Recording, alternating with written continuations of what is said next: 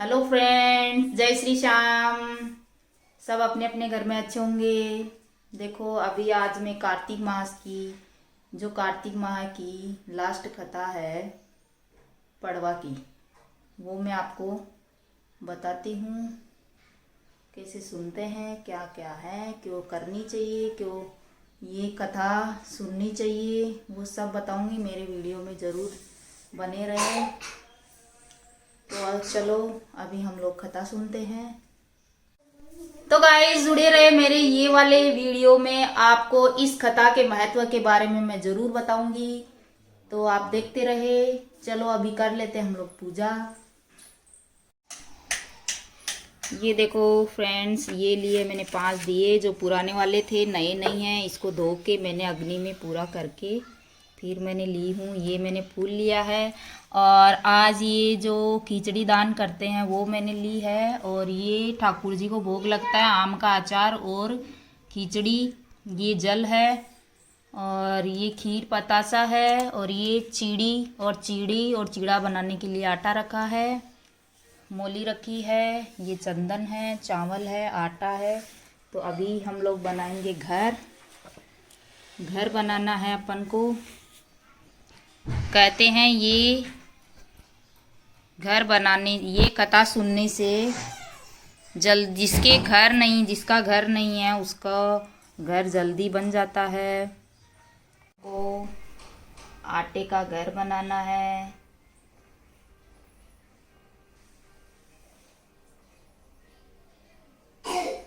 जिसको जितना बड़ा घर चाहिए वो उसके हिसाब से बना सकता है। मैं आटे का बना रही हूँ। आप जिसके पास चावल का आटा है, चावल के आटे से भी बना सकते हैं, साबुत चावल से भी बना सकता है। कहते हैं ये कार्तिक माह की लास्ट कहानी है। इसमें अपन को एक घर बनाना है और ये कथा सुननी है। जिनके घर नहीं है उनका घर जल्दी बन जाता है।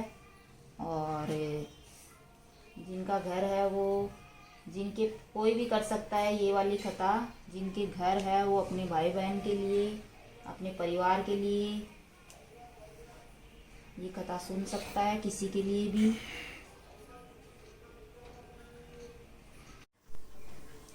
ये देखो फ्रेंड्स, ये मैंने पूरा घर बना लिया है। आपको जितने रूम चाहिए उसके हिसाब से आप बना सकते हो। तो फ्रेंड्स, ये बात ज़रूर याद रखना, दरवाज़ा हर रूम में दरवाज़ा बनाना है। जैसे ये मैं बना रही हूँ।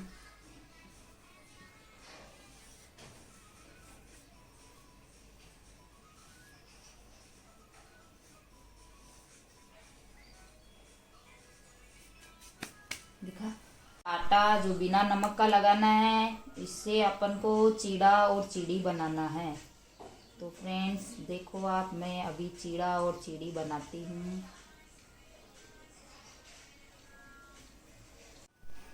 ये मैंने चीड़ा और चीड़ी बना दी हूँ। अभी हम लोग पहले बनाएंगे इनकी बैठने का आसन, जो चावल से अक्सर से अपन बना देते हैं।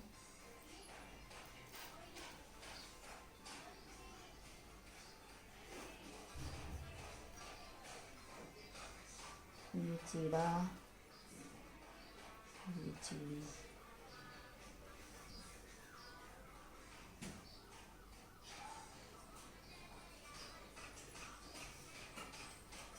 अभी हम लोग पूरे घर में अक्षत लगा देंगे, आसन बिछा देंगे दिया लगाने के लिए। ये अपना हॉल है।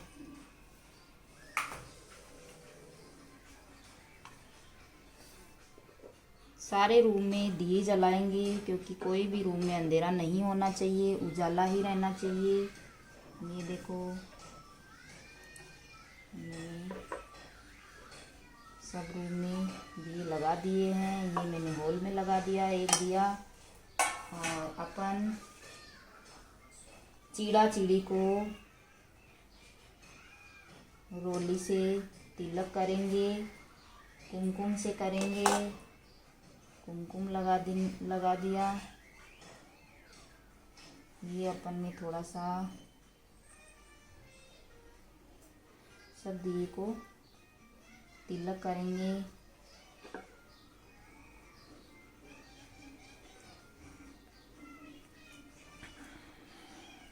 चंदन का टीका भी लगाएंगे।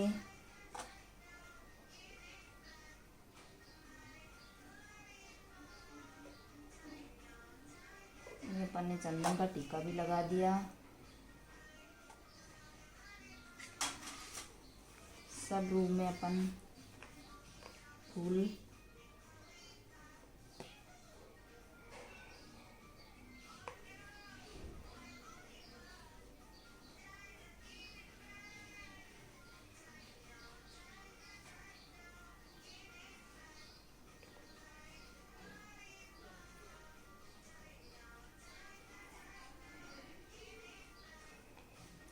पूरा रूम उजाले से रहना चाहिए।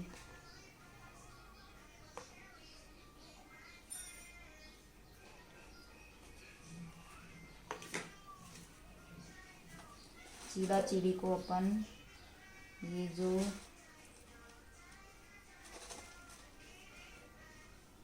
बतासा और खीर का भोग लगाएंगे। सब रूम में अपन थोड़ा थोड़ा ये जो खीर है वो भी चढ़ा देंगे।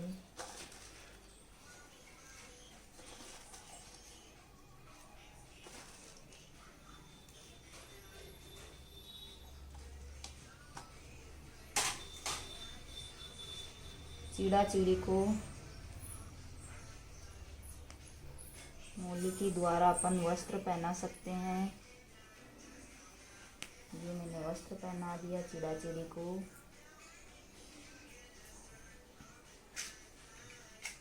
और ये अपन ने जो खिचड़ी का है वो दान के लिए रखा है। और चीड़ा चीड़ी को आज ठाकुर जी को भी भोग लगता है। आंवले का अचार, आम का अचार और खिचड़ी और पापड़, ये ठाकुर जी को भोग लगेगा। फिर हम सब लोग ये प्रसाद खा सकते हैं। अभी हम लोग जला देते हैं दिया।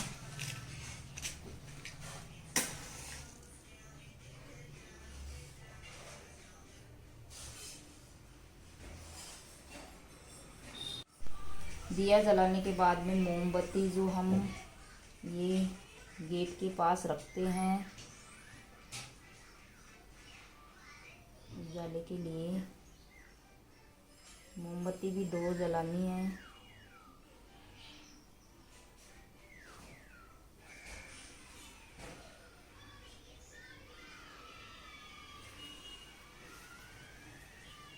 एक लोटा लेंगे पानी का जो यहाँ रखी हूँ मैं।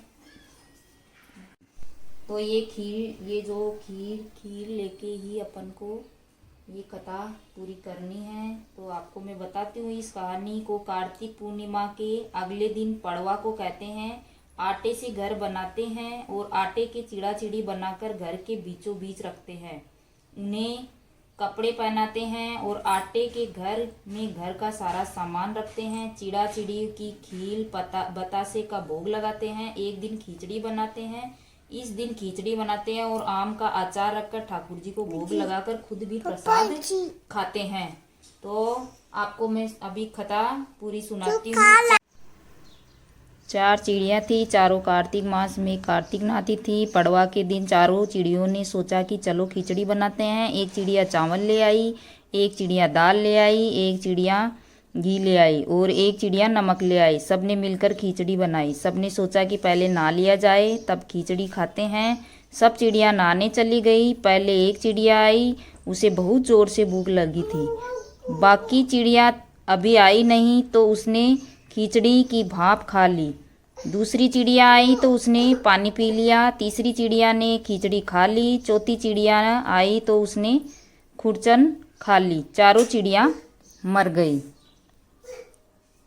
जिस चिड़िया ने भाप खाई थी वह राजा के घर राजकुमारी बनी। जिस चिड़िया ने पानी पिया था वो कुम्हार के घर पैदा हुई। जिस चिड़िया ने खिचड़ी खाई थी उसने ब्राह्मण के घर जन्म लिया। और जिस चिड़िया ने खुरचन खाई थी वो हाथिनी बनी। कुम्हार की लड़की राजा के यहाँ दासी बनी। ब्राह्मण की लड़की राजकुमारी की सहेली बनी। हथिनी भी राजा के यहाँ ही थी।